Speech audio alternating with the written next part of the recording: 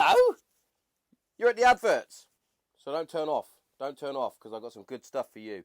First up, I'm going to talk about our sponsors. Kent CBD is our first sponsor.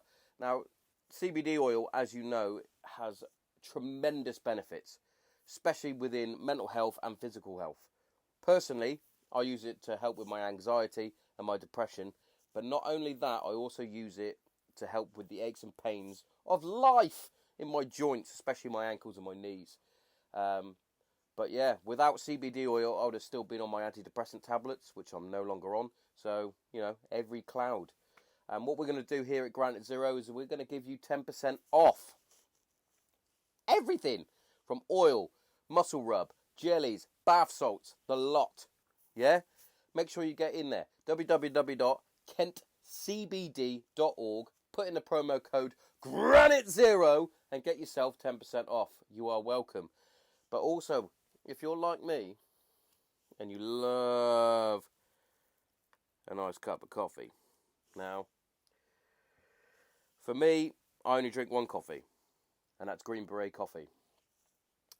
Now, I don't only drink it because it's out of this world fucking coffee, roast to order, grinded to whatever specific grind you want. But not only that, it's veteran owned and veteran run, which, hits me right in the feels. So make sure you check it out, Green Beret Coffee. Get yourself a nice cup of coffee. I drink it dark, just like my soul. Incredible stuff, incredible stuff. And what I'm going to give for you, I'm going to give you 10% off. So once you get to the checkout, once you've got all your coffee, your products, your apparel, whatever you need, get to the checkout and put in the promo code GZPodcast10 and get yourself 10% off. Courtesy of the Granite Zero podcast. You are welcome. Now, that's enough of me talking about this stuff. Back to the regular scheduled show. Check it out! Charlie 1, this is Granite Zero. Charlie 1, this is Granite Zero.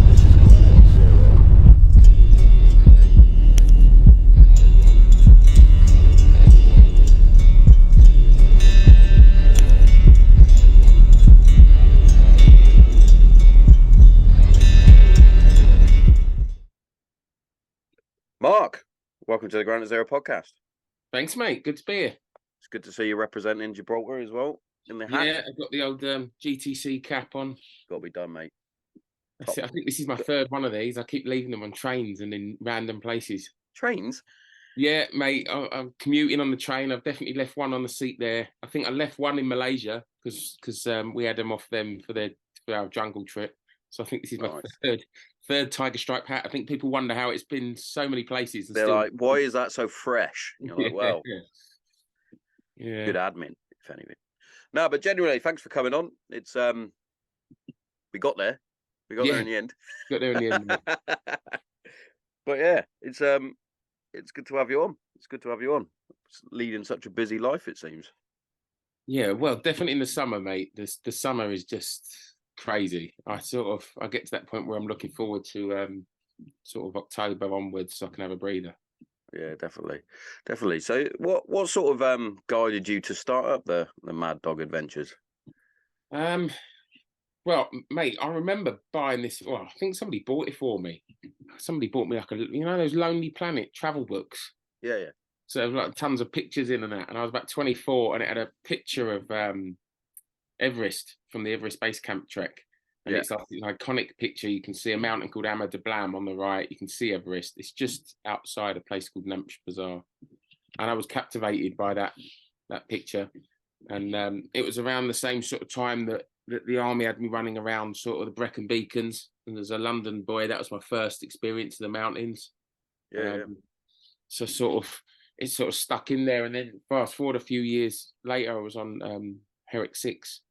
And I just got a beam up on it. Right, if I survive this, I'm going to go and trek to base camp. I like that, by the way. If I survive this one, I'm doing something. Yeah, exactly. I think I'll go do Everest Base Camp. And mate, it did. So Herrick 6 was 2007, and I went out with my best mate, who I've known since I was like 12, to do Everest Base Camp. And we were in a tent just short of base camp itself, like because you've got to stop and acclimatise. There's some days you can only walk for a few hours because you can't. The trek itself, getting there is pretty fucking arduous anyway, isn't it? It's about 2 weeks work. Yeah, about 12 days. Yeah. And then towards the end, because you can't go, you can only gain a certain amount of altitude per day. Yeah, yeah. There were some days towards the end of the trek where you walk for about 3 hours and then actually you can't go any higher, so you just got to sort of stop. Yeah, and we were both turned 30 the year that we went there, and it was like that discussion about, oh shit, we have to grow up a little bit, haven't we? And we were both going to go back and propose to our girlfriends at the time, and don't really want to stop all this sort of travel malarkey. This is pretty cool, isn't it? I'd rather go on another adventure, I think. Yeah, exactly. So we just come up with this idea that, well, hang on a minute, like we've got half a clue what we're doing. We'd completely planned this Everest Base Camp trek ourselves. We didn't pay anybody. Yeah. We planned it all, bought the visas, the maps, just did it ourselves. She's like, what if we could do this as a business? Then we could call it work. Then we could tell the women in our life that we're going to work. Yeah, going to work to have fun. Yeah, exactly, and carry on being stupid. And that was the idea, mate. And it took a few years to get it going, but yeah, that was the general gist. Yeah, well, it seems to have fucking kicked off. It's looking good, mate. Obviously, most people get a sort of sense of what you're doing through your Instagram and whatnot, and obviously the pictures themselves paint 1,000 words, and it always looks shit hot. Like. Yeah. The way of social media. Yeah, well, I don't get out as much as I would like in terms of in the field, you could say. I'm supposed to be doing an on-site podcast with East Anglia. Bushcraft. Oh yeah, he lives literally just up the road from me. Oh yeah. Half the time, good old Craig. Craig's I'm looking at his feed, going, "Oh yeah, it's the river at the back of the house." Yeah, he's a good lad. He's a good lad, Craig. We're supposed to be doing one on site at some point. We're supposed to do it beginning of the summer, but my work commitments, his work commitments, and then his like YouTube commitments as well, you could say. It's like, but we'll get there. He's got a fucking hell of a following now. He has. He's done really, really well. It's great effort, to be fair to him. So big shout out to you, Craigie boy. I know you listen from time to time, so big shout out. But yeah, there's so much benefit. I've said it. I've had quite a few, you could say, outdoor adventurers on the show. Quite a few recently, and we've all been in agreement. And I'm sure you will be as well. The benefits of actually being out in the outdoors. Oh, massive, mate. Yeah, I mean, I've got well, we have a running joke that you can't come and work for our company unless you have some mental health issues. Yeah. So I was diagnosed with severe PTSD like 10 years ago. Yeah. One of my business partners has got PTSD, not military related, but it's got a little. Yeah, that's a big thing, by the way. We need to stop with having the monopoly on PTSD. Oh, 100%. And a lot of people don't realise that there's so many different sort of ways that shit creeps up on you, or ways you can sort of cop a dose of PTSD. It's not just the obvious like massive road traffic accident or military or emergency services. And then the other business partner's got clinical depression. So, right. So Alan, even our structure that comes and works for us, if you take like the outer look on that, as a lot of people do, they'll be like, fucking hell, what a joyous bunch of lads you'll be. Well, fuck that. Well, we're happiest when we're outdoors. Exactly. I don't think you'd ever know. People need to realise that these are literally stereotypes. If you've got depression, doesn't mean you're going to be sad and gloomy all the fucking time. No. I mean, to be fair to Mike, he wouldn't mind me saying he's sad and gloomy in the run up to, like, of course, his depression kicks in. He's like, oh, do I have to? And then the moment he sets foot in the woods and you put him in front of clients, he just comes alive. Yeah. It's happy really place nice to see. Yeah, exactly. Happy place. You don't have time to be thinking about all your menial rubbish and the fact that you didn't sleep that well or whatever when you're out doing stuff. It's been brilliant over the years for my mental health. I mean, touch wood, I'm really good at the moment, but the business sort of keeps that ticking over. Keeps keeps your mind busy. Yeah, definitely. I find my issues sort of kick in when my mind is being idle. Yeah. So if I haven't got a project, like my missus always says to me, I'm organising my third charity football match and she's like, why have you got to constantly organize things like this or whatever? And I'm like, because if I get idle, then the dark thoughts then creep in saying you're a piece of shit. What are you fucking doing? You're fuck off. And it's sort of similar with the podcast. If things aren't going the way that I want it to go in terms of getting guests on and things like that, and cancellations and people just not turning up, then the thoughts start creeping in, like nobody really likes you. Yeah, the anxiety. I like being liked. Yeah, well, who doesn't? Yeah, no, I get it, mate. I completely get it. I always say to people that if I'm having a real bad spell, I become like your teenage. Yeah, I don't want to, of course, scorn on teenage girls, but I become like the teenage female stalker from Tinder that starts rereading the messages 3 times, going, "What did that mean?" You know, and that's the sign for me that all right, I think I need to go climb a mountain or get out in the woods. And also like things like you said about your football match and podcast, and it's the same with like doing the social media from a business and that. If I'm having a crap day and it really is a day where I can't really get out and do something active, but if I've spent the day, say, sorting out social media, or for example, chatting to you, we've done this today. I can pencil it up at the end of the day. Right, today was a win. I've done something productive. Something for myself, you know, not just sort of got up and it's all about the little wins, definitely. 100%. You've got to take each day as it comes. And one thing I like to pass as a little bit of a nugget of advice to people is obviously anxiety, you're looking too far into the future. Depression, you're looking backwards. So the best trick is to actually live each day in the moment instead of going, oh, what have I got to do tomorrow? What are you doing today? Live today, and each day as it comes, and then you'll start to be on that sort of path, that journey into like recovery. And a lot of people forget that mental health issues aren't going to just go away. No, that they'll always be there. They might stay dormant for a long time, and then all of a sudden a family member may pass away, or a family pet. It could be a pet. I was fucking devastated when my family dog passed away. Was it last year or the year before? Fucking devastated. But you'll have to grieve, and then the darkness sort of reappears. And you just got to be careful of that. You're never fully recovered, I feel. No, and I think there's I work with somebody that I think is just on the beginning of that journey, if you like. Yeah. And I think a big thing is once you accept that, is, you know, when I first got diagnosed, every sort of couple of months, I was telling anyone that, listen, I'm cured now. I'm sorted.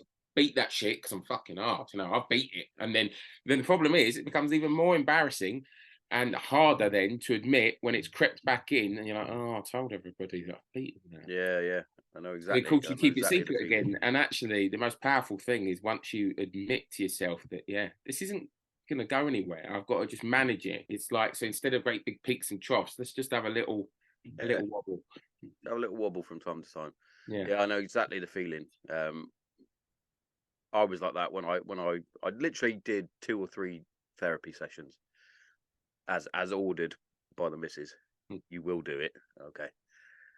Did the first 3, had a good cry, had a good open up, felt like the weight had been completely lifted, and I was like, fixed, done. Yep. Bosh. And then got the job that I do now, and all of a sudden a massive wave of shit just fucking hit me, and I was in tears in the car just driving around the site. I was like, what the fuck is the matter with me? And that's basically when I started the podcast. I was like, I need to find a better way. I don't like sitting talking to therapists. I don't really like it. Not knocking it, because it works for a lot of people, but for me it just wasn't. I'd rather sit and talk to someone like yourself for 40 minutes to an hour, getting just, well, talking about bullshit really, if you wanted to, just to get stuff off. That's how I did it. And I also found, unfortunately, they've stopped running now, Inner Armour, which they were fucking shit hot. But the funding from the trying to get funding to get into the police and blue light services alongside the military as well. They were just like, is it 100% effective? And they were like, well, no, nothing's 100% effective when it comes to mental health. And then they were like, well, we can't action it then. And everybody's different. Genuinely, I was surrounded by a bloke that was part of the 7/7 bombings, sorting out the counter-terrorist attacks and things like that. He did shitloads. He had a dark mind. He was quite scary to listen to. We had can't remember his rank now, but he helped lead the invasion of Iraq in 2003. He was there, and all these fucking high-ranked blokes, a few Marines and whatnot, and then there was just like me, humble little Raf Reg guy that started a podcast. But the work that we did with each other, and it all starts down with, what is your perfect day? And then you go, what do you mean? It's like, your perfect day, what sort of time do you wake up? And you're like, I don't know, about 10, I suppose, maybe. Good sleep. And he went, what do you have for breakfast? And it's literally your ideal day. And he went, right, you've gone through that. A lot of your ideal day is surrounded by your family, blah, blah, blah. He was like, that's your light. And when you ever start struggling, picture your perfect day, and you'll start feeling happier, and you can move forward. And I was like, fucking, is it that simple to start using positive psychology like that? He's like, yeah. It's like, fucking hell, fair play. And then and then they bring out the Lego, and the Lego's fucking fantastic. It sounds ridiculous. They're like, what do you mean fucking playing with Lego? But you basically, you build your journey from the start, when you feel like you've started your weakest point, and then you build your journey to the bit where you're at your best and at your peak, and then you talk about it, and because you're talking about it, you're sort of just letting it flow out, and you're like, oh, wow, it's brilliant. It's a bit like art therapy and stuff. Yeah. It's fantastic. But obviously that doesn't work for everybody. It worked for me, and I'm just a bit gutted that it's no longer there. No, it's a shame. I think over the last sort of 5 years or so, a few of the smaller charities have just fallen by the wayside. Yeah. And it's a shame. Yeah, definitely. Not every treatment fits every person. We're all different. Yeah. Which is one of the reasons why I support Rock to Recovery so much. Rock to Recovery, bloody brilliant. Yeah. Yeah. And massive shout out to Marc and Charlie at the minute doing their walk, aren't they? Yeah. So shout out. I speak to Charlie quite regularly about the different updates for the football, and such a humble bloke for what he's done and achieving, and yeah, he deserves all the credit to what they're doing. So massive shout out to that. I might even clip this for them and put it on their little. Yeah, no, mate. Rock Recovery really helped me. 2020. Oh yeah. I had a little blip during COVID, and somebody referred me. I tell you, it was Alex from Red Coat Apparel. Yeah, I don't love Alex. Shout out to Alex as well. Yeah, Smudger. He literally saw me doing not a podcast, like a video call on another social media account that I sort of run for a charity, for Cancer Recovery, and sort of thought, fuck me, Marc looks rough. And literally, I got off this video call and he rang me up and went, "You're not all right, brother, are you?" And I was like, "No, I'm not." And referred me to Rock to Recovery, and the speed at which they sort of got stuck in and offered me some support, and it stopped that little blip becoming a big blip. Yeah, love that. Yeah, brilliant. And they just helped a friend of mine in the day jobs like emergency services. Yeah. That's another thing why we support them here at Granite Zero as well, because it's not just military. It's everyone really. But obviously specialising in veterans and blue light service. So yeah, massive shout out to Rock for Recovery. If I had a beer, I would salute you with a beer, but I've got a coffee. I've been terrible. I was having a conversation with, I think, on Instagram with a lady called Carly from Rock to Recovery. Yeah. And I was supposed to ring her to discuss, maybe what we could do with the Woodland site, whether that was, to help them out, whether it was run an event for people and then raise some money or bring some veterans up or whatever. But but the last couple of months have just been crazy. You know, when you've got like a list of people, I need to ring Yeah. that person. And just one after the other gets in the way. And then the little bit of spare time you have, you're like, I just need to chill You out. have a little bit of spare time and you get some dickhead go, do you want to do a fucking podcast? I quite enjoy doing the podcasts, mate. I quite like it. I think, like you, I talk too much anyway, and I think everyone that knows me would agree I talk too much. So they're quite happy if I get a load off my chest to. It's the way podcast. forward. I had it with so I did a podcast on Sunday with Mason Jones. Fuck me, he won't mind me saying it. That man talks for Wales, mate. I'm like trying to edge in to have a bit of a conversation, and he's just fucking gone. He's just like a fucking GPMG. Verbal belt fed. Yeah, I'm like fucking hell, and he's like, you need to butt in, because otherwise I'm just gonna keep talking. It's like fucking hell. Top lad though. So in terms of outdoorsy thing, what's your favourite place to go? That's a good question. God, I like that mate, question. that's a tough question. That's why I liked it. What like a specific place? In general, so environment? whether it's like locally into the woods or out in fucking, I don't know, Burma or something in the jungle. Yeah. General environment in the coldness, in the snow. Would be the jungle. That being said, like the Alps, like Chamonix has a really special place in my heart. You know, sort of as somebody that sort of aspired to be a mountaineer and sort of get out of just, you know, the hill walking side of life. You know, and I'd worked up to sort of Scottish winter mountaineering. The first time I went from sort of the UK and got out to the Alps, I've done like 3 seasons out in the Alps now, and it's just like a different ball game. You know, it's. And I suppose I mean I don't have a clue. I don't follow football or anything. But I was talking to someone, my friend, who's mad into football, and I was like, look, ultimately, me being able to just rock up and go climbing the Alps, albeit some lower level routes, it's like you being able to just go with your mates and go and play at Wembley or you know, whatever the big stadium is. You know, some of the hardest routes in the world are in the Alps. It's the big mountains. It's the big arena. It's stunning, even if you're on a tiny little easy route, just being in that sort of environment, you know, looking over your shoulder, see Mont Blanc behind you, and or the Matterhorn or whatever. It's just it's stunning. Beautiful. Plus, if you're taking that over Scotland in the winter, when you come off the hill in winter, Scottish winter climbing, it's still Scotland in the winter. It's wet and cold and miserable. When you come off the hill, you come off the hill in the Alps and you're in Chamonix, you're in like France in 25 degrees and your shorts having a coffee in the market square after a climb. It's a little bit different. Yeah. But no, I suppose environment, like on the grand scale, probably the jungle. Yeah. Like a bit of the jungle. I always wanted to do jungle training, or get out into the jungle, because my old man did a bit back in the day. He used to go out with Tutu for a few weeks and whatnot out in the jungle. I don't know why they took him with him, because he was a fucking parachute jumping instructor. What the fuck's he gonna do in there?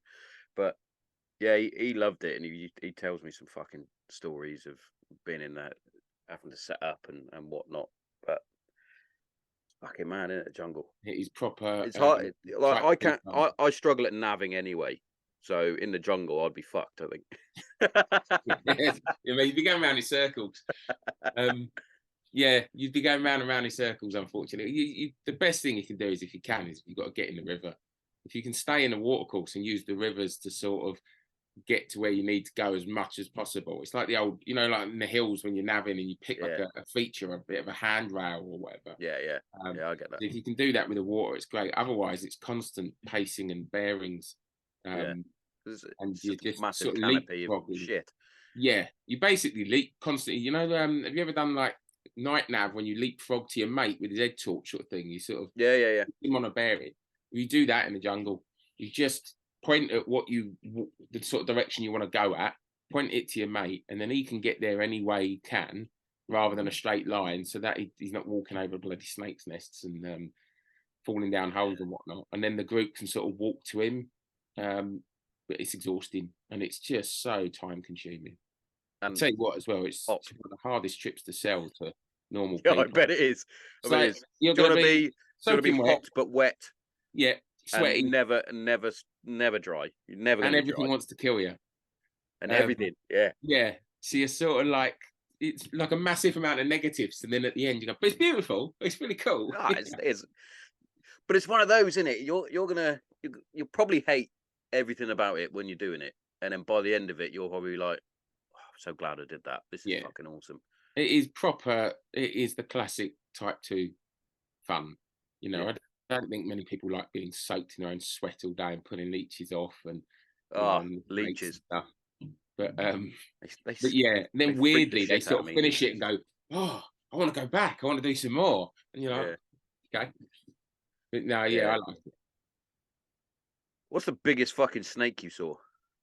On the last trip, we saw a king cobra. I've got a Fuck me. video clip of it. Maybe I'll send it to you. I'll Yeah, do yeah. it on Instagram. I've got like a series of clips, and we had to start throwing rocks at it because it was right by this.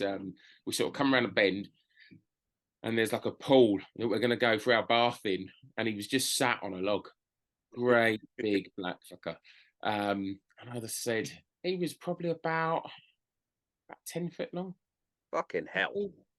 No, I'm just looking at my room. I mean, maybe more like about 8 feet long. Still.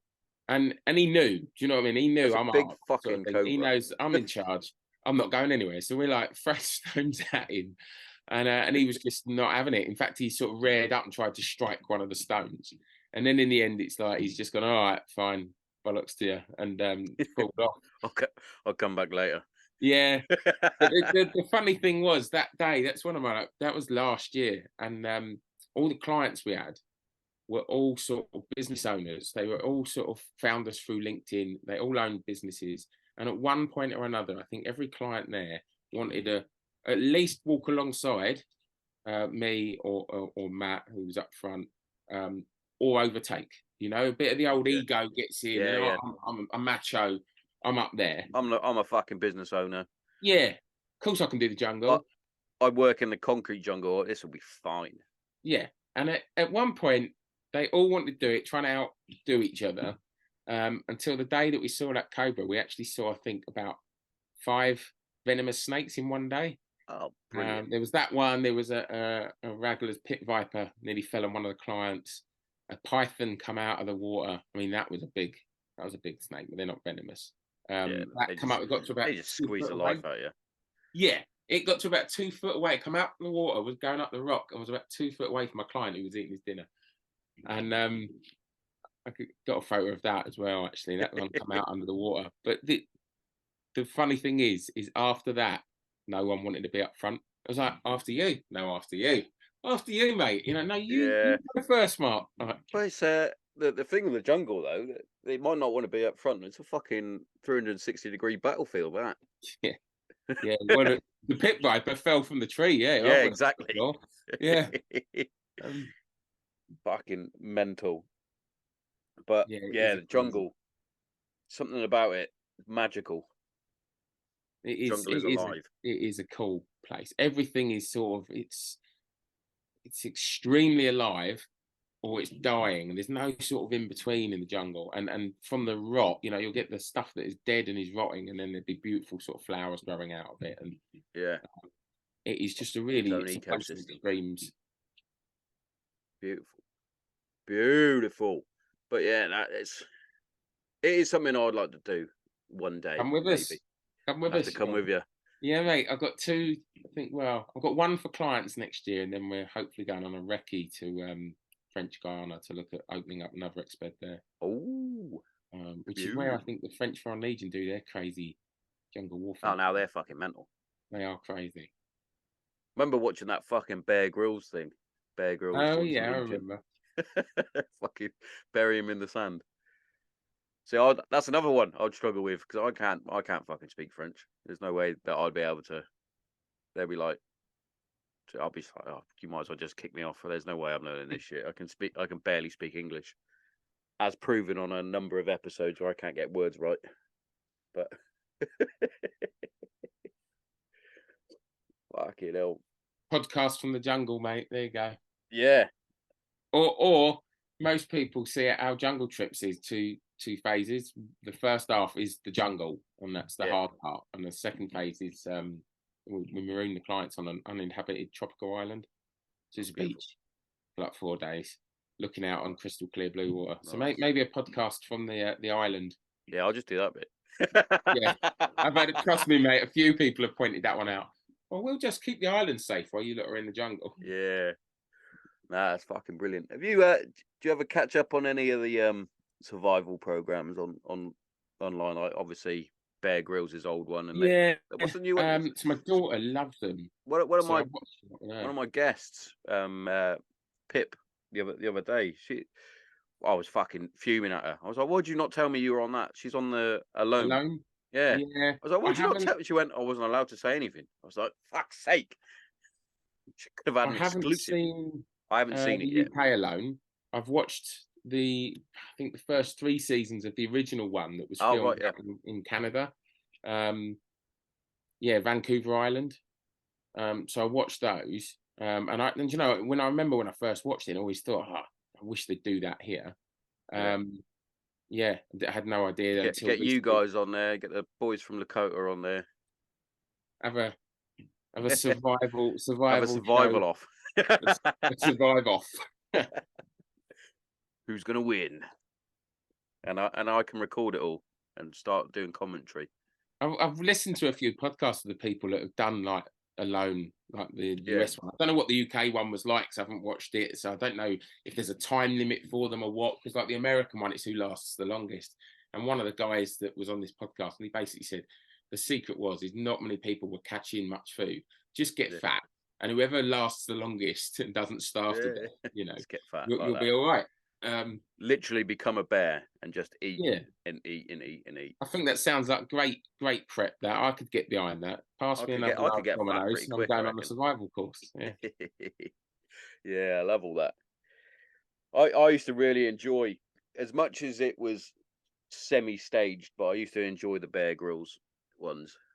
I think it was more down to, what is this idiot going to do next? Is he going to drink? Is he going to drink some piss or? Well, he's entertaining, isn't he? My little girl loves watching Bear Grylls. Now, there's no way you could get my daughter to sit and watch something like Ray Mears. Because to her, he's boring. But Bear Grylls, as much as like the survival sort of bushcraft world, people love to slag him off. And I think ultimately they like to slag him off because they like to come across as all sort of a bit self-important and we're serious bushcraft instructors. Well, hang on a minute. Like, my 9-year-old daughter, if she was out in the woods and she, you know, we live in the forest backs onto our house, and she'll come out with these little random facts. Well, she's learnt that because she wants to watch Bear Grylls. Because he's entertaining, she'll sit and watch it. It's not like he's giving any sort of advice that's wrong either. No, and you know, people have to understand these things are all done for production value. You know, it's got to be entertaining. They can't just, if he's just literally stuck a video next to him and dumped him in a bush, it's not going to be. Normal people, the people like myself that are really into survival or the outdoors might watch it, but actually, is that the audience that, you know, that really needs it? It's the audience. Yeah. Well, you already, like my little girl and that you already know. Inspire them to get out. It's those that don't really know or don't understand or won't sit and watch Ray Mears or go on YouTube and, I don't know, watch some bloke skin a rabbit or something. Exactly. If that inspires them, but have something with a bit of intensity and, is he going to survive that jump? Or hang on a minute. I always find it funny when you land with your parachute. Make sure you take the paracord. It's like, hang on a minute, how many of us are going to be parachuting in? Fucking lunatic. Yeah. Hold my beer. Make sure you got the weekend, Mark. Oh, I'm parachuting into a Maddog Adventures. Yeah.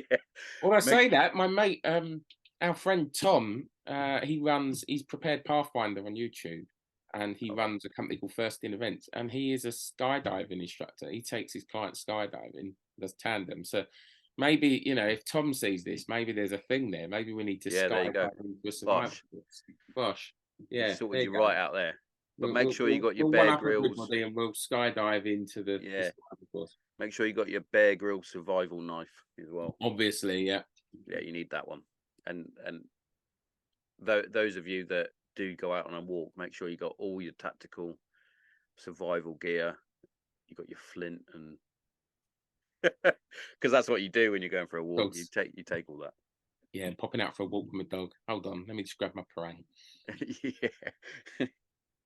That's fucking yeah. But it is what it is, isn't it? It's spot on. It's spot on. What's your next adventure? Where are you going? What are you doing? I've got the last sort of survival course of the year in September. And this year we've got like a new woodland site. It's really nice. It's where they used to do, I think they still do run them, the Tough Mudder and the Spartan race in the Midlands. Yeah. Got you. So it's like a massive estate. We sort of lucked out there. So I've got a basic and an intermediate survival course there. In Brecon, end of September, Penny Fan.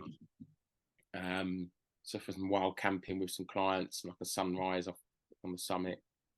And then I'm having a rest for the winter. And then I think the next big thing is Norway next spring. Yeah, so Arctic survival course. I'm not running that. My business partner's going to run it with the clients. But I'm going to use the business and the course as an excuse to do a recce and go visit my mate that lives in Norway. So I've got this wacky idea of maybe driving out there. Actually, I'm thinking about driving from the UK to Kirkenes, which is northern Norway, where my mate lives. Oh right, yeah. As a bit of a wacky road trip, and I'll document it for YouTube and that. Oh, look at you fucking viral sensation that will be, mate. Start calling you the influencer. Oh God, no. Mate, social media is a bloody curse, isn't it? I mean, don't get me wrong, I'm grateful for it. Yeah. And I wouldn't have a business without it, but it's like trying to just keep constantly sort of keep on top of it, and it's you're fighting the algorithm and yeah, and that is a huge fight. And also, like, I've had to start making like the smaller sort of snippet clips of the podcast as like the highlight reel, you could say.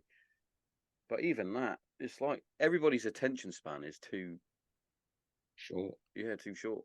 And fucking, what was it? My daughter started doing this random thing the other day. She was like randomly dancing again, and I'm like, what are you doing? She's like, oh, it's a TikTok dance. I went, do you actually know the whole song, or are you just gonna do 10 seconds of a dance? And this is ridiculous. Fucking winds me up. But everything is fucking like that now. It's like we all need to slow down a little bit.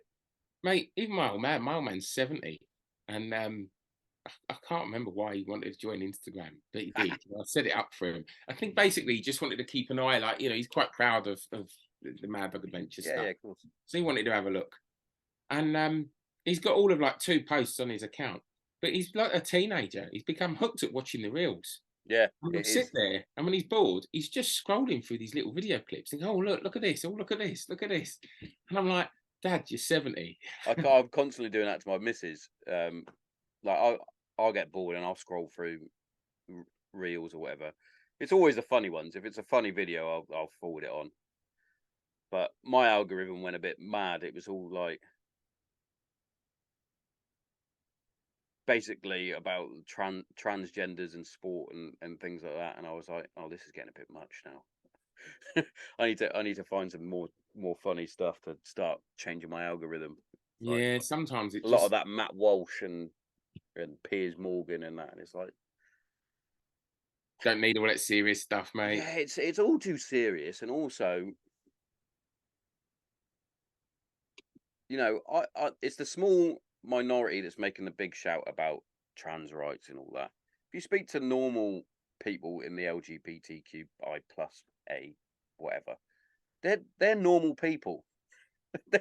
they don't want all this either, and it's like, and then you get fucking Piers Morgan and Matt Walsh, and they light the fire and get clickbait and soundbite each other, aren't they? Yeah, and it's like, fuck me, constant rows. Yeah, it's exhausting, and I can't watch like some of the stuff I agree with Piers Morgan, but most of the time I'm like, are you ever going to let someone finish their point, or are you just going to keep butting in?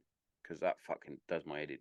I'd have to walk off if he was interviewing me. Yeah. I was like, let me. I watched one. It was an ages ago one. It was what's his fucking name? Oh, his name's gone out of my head. he's basically he's a very, very far right activist from Luton. Used to be a football hooligan. Oh, you mean the EDL bloke? Yeah, that guy. He was Absolute talking about obviously he was talking about Muslims and the Quran and whatnot, and he was saying that I've read the Quran, I've read the stuff from it and blah blah blah. I know a lot about it, but every time he was trying to make a valid point, Piers Morgan would cut him off, and it's like, well, you can't just cut him off because you don't agree with what he's saying. This is a debate. You're supposed to. And I was like, fuck it, Plus, can't be bothered. let's face it, if you don't agree with someone and they've got some radical views, you're better off letting them run with it, because give them enough rope, they'll hang themselves. Yeah, exactly. And exactly. you know, you keep talking over the top. Actually, all you're doing is Piers Morgan ends up making himself look like he's rude and arrogant, and the other person who he might have sold as this bloke is this crazy far right guy. Everyone's going to watch him and go, well, he didn't really say anything. Yeah. You know, so you're not really getting what you're aimed at anyway. Yeah, it's I find that a lot with like the daytime TV and that it's quite funny though, because they can't cope now with the new format, especially with podcasts and whatnot, because you can say what the fuck you want on a podcast. Yeah. Well, I don't come under any specific rules. Obviously, when it comes down to Spotify and YouTube, they do scan the episode, and if they don't like something, they'll pull it. Or if you play music or whatever and it's copyright, they'll pull it that way. But most of the time, it's free speech. It's about time, really. I love podcasts. It's been great the last couple of years watching them really. There's so many now. And yeah, and not just the big ones. You know what I mean, like the smaller stuff as well. I mean, I got to the point I do so much long distance driving, mate, like with the business. And the fact of the matter is, if I'm not doing an event for Maddog Adventures, then I'm out in the mountains myself anyway, because obviously I do it because I love doing it. Yeah, yeah. So like between June and July, I think I was in the Lake District, something stupid like 7 times in 10 weeks. And that's I don't know, it's about a 6-hour drive from my house. So that's there and back. And I just found that music, now I've got to the point where my brain just tunes it out. I might enjoy the song and that, but it doesn't keep me awake and concentrating. Whereas podcasts, because you're listening to the conversation and different points of view, or you're learning something, or someone's making you laugh. That is so much better for a long distance drive. So I'll team up like a few episodes, I'll save them, and I'll like, right, I've got to drive to Scotland, it's a 10-hour drive. Boom, okay, I've got like a Joe Rogan podcast, that's 3 hours. Right, then I've got like a little hour-long one here. That's a short one for Rogan, that 3 hours. Oh, mate, yeah, some of the last couple have been 4 hours plus. Yeah. So I'll just rack up. Oh, what's the other guy that done the long podcast? A couple of the SEALs and that. Sean Ryan. He's done some quite. Jocko Willink does a really lot. His podcast quite long as well. I didn't really understand his podcast at the start. I was like, is it him talking? But it's usually him reading excerpts from a book, and then having that person on as a guest and talking. I'm like, oh, yeah, I get it. It's not just. It took a while to get into Jocko. I sort of pick and choose some of his. Yeah, I do. Episodes, yeah. Depends. I tend with Jocko. I tend to, if he has someone like Jack Carr on or Andy Stump and people like that, people I know, I'll listen to that. Yeah, I listen to the Andy Stump podcast and his new one. He's got a new one, hasn't he? Change Agents. Yes. Well worth a listen. Andy Stump's new one. And yeah, Jack Carr. Love Jack Carr's books. They've got me back into reading fiction. Yeah, I think I'm not the best at reading. Fucking super dyslexic. I like to skim read, which has always been my problem. But my missus just started reading again. My eldest daughter is an absolute bookworm. She's ridiculous. I don't know where she gets that from. I think it might be a nan. But yeah, she loves books. And I was like, I tend to buy biographies, and they tend to be fucking military ones. Yeah. And I read them, and I'm like, all right, I've read very similar to this before. Put that in the put it on the shelf. But yeah, the Jack Carr books, I might go through the Terminal List. Give it a go, mate. I've seen the obviously the Amazon actual Prime? the first series, which I was super impressed with. like the actual ways dealing with the fucking PTSD, sort of PTSD bits and all that sort of yeah. stuff was brilliant. My missus I watched it with my missus, and she was like, "You're not critiquing anything." I went, "Well, no, because his drills are actually spot on." I went, "You can tell that Jack Carr was actually involved with all the skills and drills Yeah. that was going on." I went, "You can tell. Certain movies, you can tell that they've got a proper Military specialist, advisor. where some, like fucking Shocking. Argyle, for example, you're like, this is awful. They must have had like a clerk or something in." Yeah, and then that well, was it takes you out of it, doesn't it? It's not escapism anymore because you just Yeah. sat there going, "This is crap. This Yeah. is fake. That wouldn't happen. That's rubbish." Yeah. No, mate, Black Car books, even like I've got them. I'm going through the series again, but on audiobook as something nice. to listen to on my drives. And yeah, I heard about them. I think it was a podcast, and I I thought, heard oh, about the terminal list through Joe Rogan when he I had think Jack I Carr might have on. been the same as well, mate. And yeah, similar for ages. I just read, I was reading mountaineering and military biographies, Yeah. sort of factual books, adventure sort of stuff, and then read the terminal list and was like, boom, back into fiction. So now I try and do one each, like 1 month So I'll he read a says factual he says book, it's a mixture, isn't it, of fiction and obviously sort of based on fact sort of thing. yeah, based on his Yeah. actual exploits. Exploits. There we go. There it is. Yeah. I fucked one thing up. There we go. Boom. But I was saying to my missus last night, because she was reading, I was like, "What? Why have you started picking up books again?" And she was like, "Oh, I just feel that I need to do it again, start reading again because of I can't remember the reason what she said." And it took me back to when I was in the command center in Bastion, and I felt because I was doing the same thing every day. I was on the radios. I wasn't really doing as much as I wanted to be doing. I was obviously logging in the daily log, blah blah blah. I felt myself, and this is the only way I described it. I felt myself getting stupid. I was like, I feel like I'm losing intelligence because I'm not actively engaging anything. So I started reading then, and that's when I really first started getting into Joe Rogan properly. Was out in Bastion. I was listening to God knows how many podcasts and reading books. The first one I read properly, I can only remember it from the movie name, which was Killer Elite. Oh, is it the Feathermen? Feathermen, that's the one. Finds. Yeah, Yeah, because their touch is light. yeah. Fucking brilliant book. Yeah, brilliant book. And then I moved on from that. I read Sleepers again, which is another fantastic book. And Jarhead, because I love Jarhead. Oh God, mate, that's taken me back.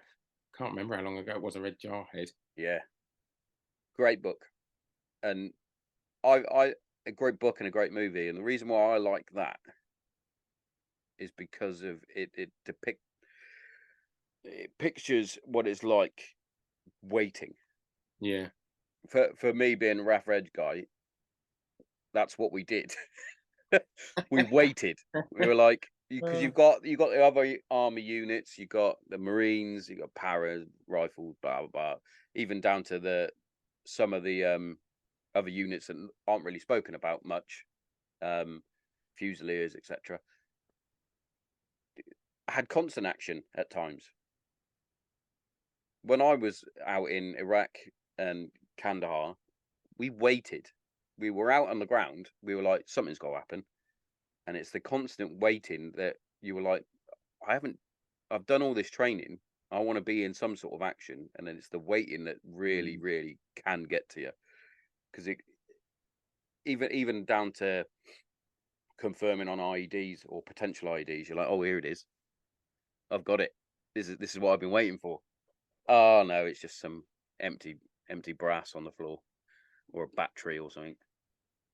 And yeah, that can really affect you. Going back to I don't think people understand how stressful just the waiting bit can be either, because it's anticipation.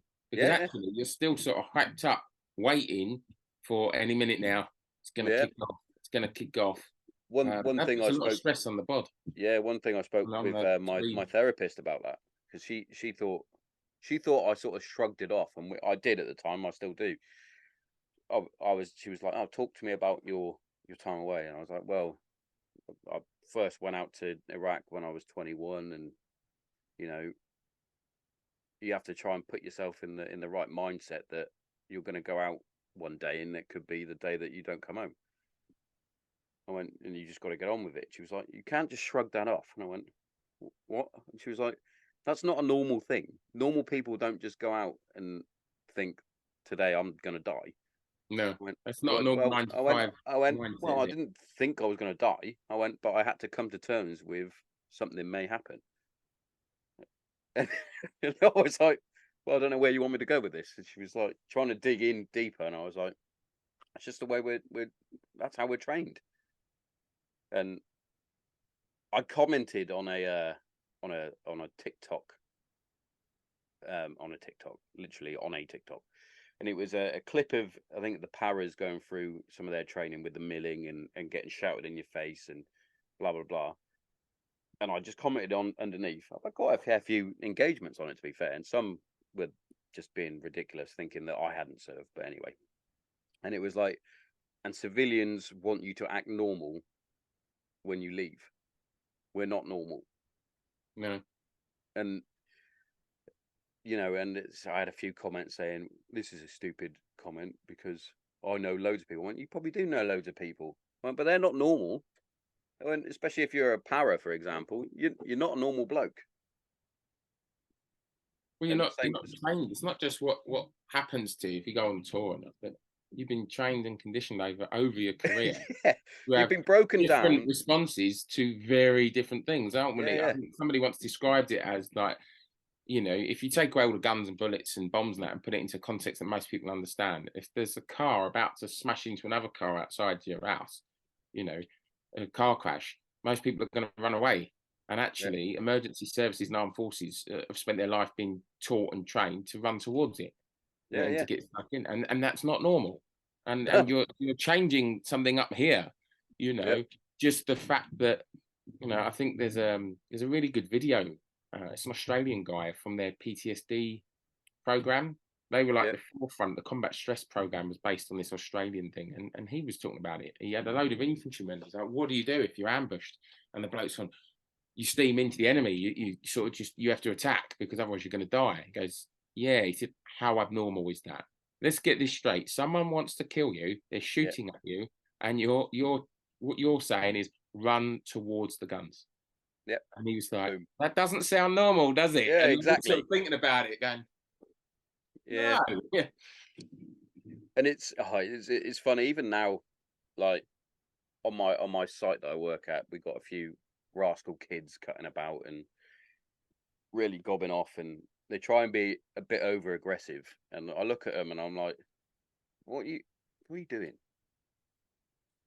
It's like, what you're doing, you're not gonna scare me, you're not gonna shit me up or anything like that. I've seen worse, I've heard worse, I've been in shithole countries that are horrible, and I've seen fucking 10-year-old Afghani kids with more respect than what you're showing, and they're fucking hard as fuck. yeah." I had a Because wrestling match at one. Well, I said he would have been a bit older than 10. He'd probably been around 16, 17. But fuck me, the strength on him. I smashed him in the first exchange because it was like ready go, and then I was like, right, I'm gonna just smash him into the floor. But the second one was like, you have to start really close, so there's no sort of movement, and just their upper body strength from all the work that they do and that physical building life, those doesn't it? fucking mud huts and whatnot. Jesus Christ, you can see why they would be brilliant in like the Olympics at wrestling, I think, if they had the opportunity. But yeah, he put me on the floor, this young lad, and I was like, fair play to you. Here you go. You can have, I don't know, a bottle of water or something. Well, mate, they're not spending their life watching Instagram reels and doing TikToks, No, are they? no. They've got a hard life breeds hardness, I think, Well, yeah, that's like the old saying, isn't it? Yeah. Was it about, it's the circle, isn't it? It's Yeah. the Tough times. bad times breed tough men Yeah. breed good Good times. good times Yeah, good breed times. weak men. Breed soft men, and that's Yeah. what we're at the minute. It's a circle, because then soft men breed bad times. Yeah, because at the minute, especially with the world as it is, you've got some evil men still out there that are thinking the world's going soft, Yeah. and it will be a matter of time before there's another. Well, I won't say 9/11 because that was clearly planned by the US. We won't go down that rabbit hole. You've got work to get to. Fucking hell. Yeah, there's some rabbit holes you could go down there. I do need to get someone in, I think, soon to just talk A conspiracies conspiracy. and get some fucking edibles or something. Mate, just go down that, mate. There, but you know what? Right, don't get me wrong. I don't agree with most conspiracy. I definitely don't agree with the 9/11 one, but I do love a conspiracy podcast. You get one on, mate. I'll be listening. I like the Sean Ryan stuff with the UFO dudes and some of the guys that Rogan has on Yes, about conspiracy stuff. he has Deeper they Eddie go. Bravo. Eddie Bravo's the best one to listen to because he literally believes every single one. Even at one point, he was like, "The Earth's flat." And you're like, "Oh, fuck off, mate. Eddie! No, You've lost me now, mate." no. When some of them, I'm like, "I believe Yeah. that." I used to work, so I went and had a fry-up a couple of years ago with a guy. I hadn't seen him in about 5 years, right? And I used to serve with him. And out of the blue, he got in touch. He said, let's meet up for a coffee and like, a bit of brekkie. So, yeah, great. And halfway through, well, first of all, I was disappointed that he's eating a vegan breakfast. I thought, Oh dear. what's happened there? And then he come out with a flat earth. And I was like, I was disappointed. I was like, couldn't eat your where's my breakfast mate quick enough. gone? You like that? Fucking. I was like, I've got to get out of here. And it was like, what Kool-Aid have you been drinking? I tell you what, have you watched the Netflix documentary about that? Yes, Beyond the is Curve, isn't it? Beyond the Curve. Priceless. I love the sort of fact that they don't realise that the documentary makers are clearly taking the piss. Yeah, the best thing is like, right, we've got this test. If Oh, it mate, the fails- laser. Yeah, if it fails, then we're done. And it's literally failing. He's like, well, it's still flat. Yeah, love it. I love it when they go to the convention sort of after doing the test, because they raised a load of money, didn't they? The laser cost thousands of pounds, and they were going, yeah, what's the test? He's yeah, it was inconclusive. Something was wrong. We might have to do it again. And you're like, no, mate, It's slightly wrong. It proved that the Earth had a curve to it. And the little romance story between the two different sort of sects of there's two different versions of flat Earth, and the leaders are having a sneaky little. Yeah, it's mad. It's you're saving all this money for a laser, right? If you really wanted to prove it, you either save even more and send a rocket up, or you test your theory about the ice wall and you go to it. There you go. Boom. That's it. Prove wrong again. Oh, mate, I used to work with a guy that, like you said, oh, that Eddie Bravo believes everything. Like my mate, if he watched it on YouTube, it was true. That's like, so you could go on YouTube and just tell him whatever, he'd watch it and he'd embrace it. And so he thought the moon was a space station, which sounds too much like Star Wars.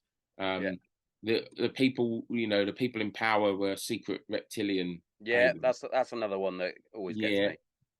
Flat Earth, you name it, he believed it. And like he wouldn't get his dogs microchipped because it was a way of tracking him, he said, because he walks his dogs. So I was like, mate, I love that, by the way, because that came out with COVID as well, didn't it? I'm not getting the vaccine because they're putting trackers in me. I'm like, you've got a mobile phone, you fucking dickhead. You've got a phone in your pocket.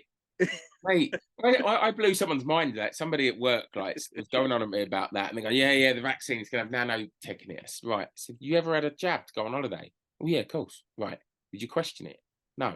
I said, so if I was a nefarious government agency and I wanted to put tracking chips in thing, first of all, I'd put it in the tap water, you moron. I said, or something like McDonald's, because you won't stop eating that, will you? I said, and secondly, I just put it in like the tetanus jabs and the diphtheria and the stuff that you take every time you want to go on holiday on a cruise somewhere. And they said, oh, you've got to have this holiday jab. I said, because funny enough, when someone offers you a holiday, you don't panic. I said, why would I put it in something that is blatantly untested and is a little bit worrying for other issues? Yeah. where people might not take it. I said, you just stick it in the water. See, with that, Sort of with blew the his old mind. COVID He's jab, like, "Oh." I got it. I got both. I got both of mine. I think I only got 2. I could see Yeah, I think both they're up to sides. 4 or 5 now, aren't they? Yeah, I could see both sides. I can see taking it because, you know, I'm. What was the way I described it? I said to my missus, I went, I'm getting it because I wouldn't go to war without my body armor. So if it's going to give me that little bit extra to stop me getting it, then it stops me getting it. But then you look on the other side and you're like, well, it hasn't really been tested very much. It seemed to be rolled out very quick. It's got a 99% survival rate, so why do I need it if my own immune system can do it? Blah, There's blah, been blah. some issues, isn't there? Some Yeah, cars so it's one of those where it's like, what do you do? I got it, but you know, ultimately we had a jungle exped planned, and at Yeah. the time it was you're going to have 2 jabs to be able to go to that country, and it was like a turning point for our business. Yeah, And I want to travel. I mean, sod's law. Like now, you can go anywhere you like. yeah, exactly. There isn't that. We went on a stag do, and it was, who did we fly? I think it was EasyJet we may have flown with, and they wouldn't let me get past the passport control to get onto the plane because I wasn't wearing a mask. And I was like, "Are you joking?" And they were like, "No, it's our policy." And I was like, "But you don't have to wear a mask anymore. Why have I got to wear a mask?" And I was proper arguing, and my mate was going, "Will you just get a mask?" I haven't got a mask. Why would I have a mask? And then we got one off someone that was walking past. Oh, I was like, "Have you got a spare mask?" Yeah. Managed to get on. Throughout the whole fucking flight, I just had it like down over me, just proving a point. I was like, that's fucking ridiculous. But, you know, that's sort of the times we live in, isn't it? And you still see people driving along in a car on their own with a mask. I know. You're in the car on your own. Why are you wearing a mask? You I fucking can't idiot. get my head around that. Yeah. But yeah, another sort of conspiracy bloke is obviously Alex Jones and the funny thing is 90% of what he said has come to light and is true, which is why why a lot of people are trying to silence him. I was listening to one with Joe Rogan and there was so much stuff. I was like, oh fucking yeah, that could be true. That definitely is true. And like even down to Pizzagate and the paedophile sex ring and all that sort of stuff that could be going on. Clearly is with Epstein and his fucking island and his list. But then he lost me when he went, yeah, and all the elites are lizard people. Look at the Queen, she's a lizard. And I was like, what? Yeah, that's the problem. Where's that come from? But you're like, oh, this seems relatively reasonable. And then lizard people get trotted out and you're like, yeah, I can't. Thanks, all right, mate. you lost me at lizard people. Fucking morons.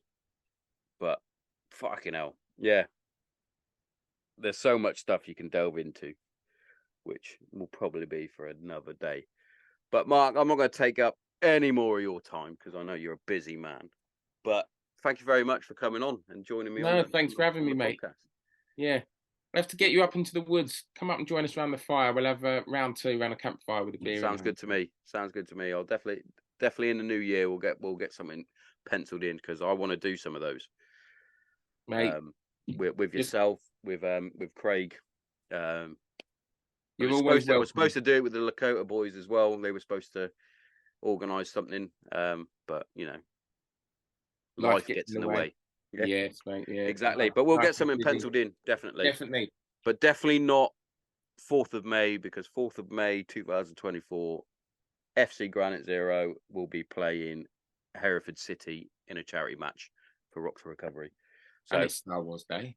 And it's Star Wars Day. Exactly. Perfect day. I'm gonna wear a Yoda outfit. But Mark, cheers for coming on, man. In a Jedi mode. See you, mate. Yeah, you have a good rest of your day. Yeah, cheers, dude. Cheers, buddy. Bye.